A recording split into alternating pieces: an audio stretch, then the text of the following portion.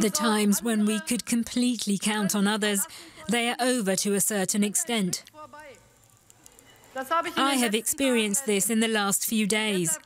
That is why I can only say that we Europeans must take our fate into our own hands, of course in friendship with the United States of America. Let's bring in our political correspondent, Charlotte Potts. She's covering this story for us. Hi, Charlotte. Thanks for joining us in studio. So these are some pretty bold words coming from Chancellor Merkel. We knew that the summit was disappointing for Europe, but does this come as a surprise? Well, these are pretty harsh words. I think Angela Merkel knows that every word counts in international diplomacy, and she wouldn't say that lightly, or she wouldn't say that out of campaign reasons. I mean, this comes after the experience of the NATO summit in Brussels and the G7 summit in Italy. And I think both events were very sobering and frustrating for the European leaders and also for Angela Merkel. You know, President Trump presented himself as somebody who's blocking international policies, and I think Angela Merkel is just losing her patience with him at this point. How much is this about personal chemistry and a personal thing between Trump and Merkel themselves? Well, I don't think it's a personal thing. I think that we could see when we watched all the leaders, the European leaders on stage, that they felt the same way as Merkel, seeing Trump as somebody who is blocking international policies. And I think the hope, at least here in Germany, was, since Trump took office in January, that somehow you could guide him through being a president that could work with Europe and could form a solid transatlantic alliance. For example, on the Paris Agreement, the hope was that he would commit to that at the G7 now, or that he would at least in Brussels at the NATO summit commit to Article 5, the mutual aid clause, in case one of the member states is attacked. So we've seen no progress on both fronts, and that is an extremely frustrating and sobering experience for these leaders. So we heard from Chancellor Merkel that Europe cannot count on its allies in the same way that it has in the past. What does that look like going forward? Well, I think it has 2 points there. I mean, for Europe, it means that Europe has to stand together, be united and stronger than ever. I think with Emmanuel Macron, Merkel now has a leader on her side that she can work with on that issue. And that means that Europe has to get its act together financially, politically, in terms of the refugee crisis, but also in terms of defense policies. And as for the future of the transatlantic relations, I mean, again, this is a very sobering outlook. We are talking about very harsh words towards the transatlantic alliance, which has totally been the bedrock of Western policies since World War II. And now that Angela Merkel is saying, you know, the US is not a reliable partner anymore, this is a serious thing, I would say. And we will see how that plays out at the G20 summit in July, so in a month, when President Trump will visit Germany in Hamburg. And it's going to be a challenge, those meetings there. All right, a challenge ahead for both sides there. Charlotte Potts joining us, our political correspondent. Thank you very much for your insight. Well, let's talk to our political correspondent, Charlotte Potts. She joins us here in studio for more on the story. Hi, Charlotte. Hi, Sumi. We knew that the summit was a bit of a disappointment for Europe, but still those were pretty bold words from Chancellor Merkel. Was that a surprise? Yeah, it's a surprise to me that she was that bold, really. I mean, she knows that every word counts in international diplomacy, and she didn't do that lightly or out of campaign reasons, for example. I think this comes from after all the experiences that she's made with Trump over the past days, first at NATO summit in Brussels and then at the G7. And, you know, these events must have been completely sobering and frustrating for her to say these words now. And I think it was rather a challenge, these meetings. Much has been made of Merkel's close relationship with President Obama. How much of her frustration now is because of a lack, perhaps, of personal chemistry with Donald Trump? I don't think it's because of a lack of personal chemistry. I mean, she's been always, or if you looked at the other European leaders at the summit, I think they were very similar in voicing their frustration about these meetings, that nothing came out of it in the end. But with her, Germany has always been trying to kind of shape his policies, Trump's policies, with reason. She's had that style of a silent diplomacy, and in some cases that led to slight successes in this American-European partnership. But I think these events have been extremely frustrating. Trump has not made any commitment on the Paris Climate Agreement, and at NATO he also made no commitment to the Article 5 of the NATO treatment, the mutual aid clause.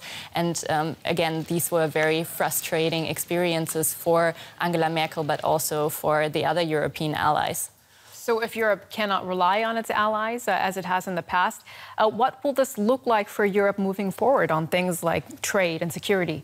Yeah, I think that's a very interesting question. On the one hand, I mean, Merkel said it herself today that Europe must plot its own course. And for Europe, that means standing united. And it could also be a major opportunity for Europe moving stronger forward together. For example, financially, there needs to be a common ground, but also in terms of the refugee crisis. And other defense policies, for example, in Europe. So it could be a big chance for Europe on the one hand. As for the future of the transatlantic relations, so the outlook is pretty grim, to be honest. I mean, we haven't seen that this lack of commitment by a US president since the end of the Second World War, and it really challenges that transatlantic alliance that has been the guiding, being stable ever since the Second World War.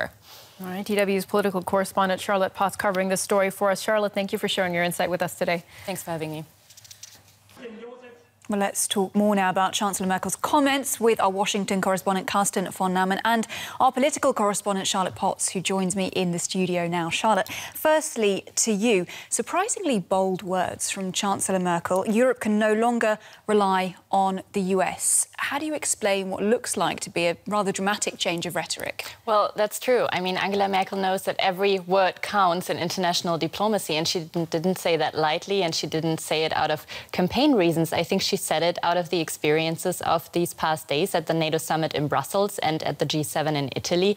And what became clear to her there was that with the President Trump, nothing is self-evident in these transatlantic relations anymore. So she used to be very careful with her choice of words regarding President Trump, and she's tried to kind of guard him through the presidency in a way, coaching him and trying to influence his policies with reason. But Trump has clearly not been cooperative at these two summits, and it seems like Chancellor Merkel has lost her patience there. Absolutely, certainly a change of tone. Let's go over to Carsten then to find out about the reaction in Washington. Carsten, how's the media digesting the message from Merkel? Well, they're reporting on it, at least the big newspapers like the Washington Post, the New York Times, even Breitbart, the right-wing platform, has a report on its site with the headline Angry Angela.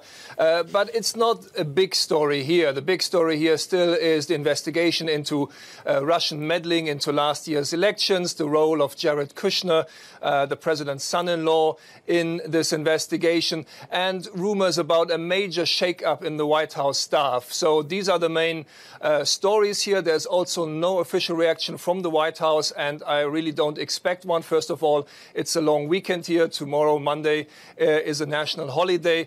But also, I think the White House doesn't want to deal with this topic because their narrative is that the whole trip of Mr. Trump was very successful. The president himself this morning started the day with 10 tweets in only 1 hour about a number of topics. And in one of them, he said, just came back from Europe, was a great success.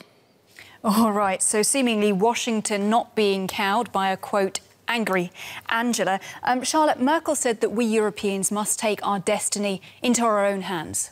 What could that potentially look like? Right, she said, plot your own course, so to say. And I think the times that you can rely on others outside of Europe, that's clearly what she said, are over. And for Europe, this could be a major opportunity. It could mean that Europe must act united and together for a stronger Europe. For example, financially, Macron, the French president, he wants a finance minister, for example, for Europe, but also in terms of refugee policy and a mutual defense policy. So a lot of things on these sides. As for the future, though, of the transatlantic relations, the outlook is, well, I would say a little grimmer after these comments, and we'll have to see how the meetings, for example, at the G20 in July will go when President Trump will visit Germany again. Absolutely. I want to touch on that future outlook as well with Carsten, because Trump was calling his first foreign trip, as you mentioned, a home run. Many members of the G7 are unlikely to share his view. So do you think that Trump and the G7 will be able to find any common ground in the future? Well, they certainly find common ground on a number of topics, like the fight against terrorism.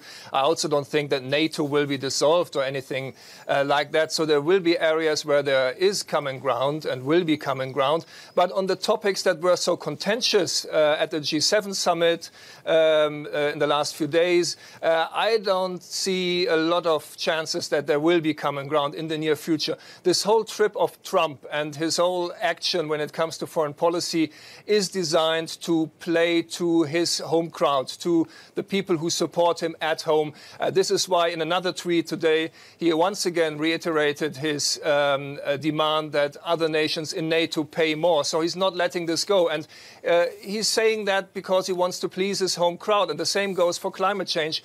He sees the Climate Accord of Paris as an obstacle in America's quest to grow and to create more jobs. So I don't see that he will make a step which is seen as supportive by the Europeans. We don't know yet. We don't know how he will finally decide on the Paris Accord. But right now, I'm quite pessimistic. Well, we don't know, but we'll certainly be reporting on it here at DW. Washington correspondent Carsten von Namen and our political correspondent Charlotte Potts. Thank you very much to both of you for your insights.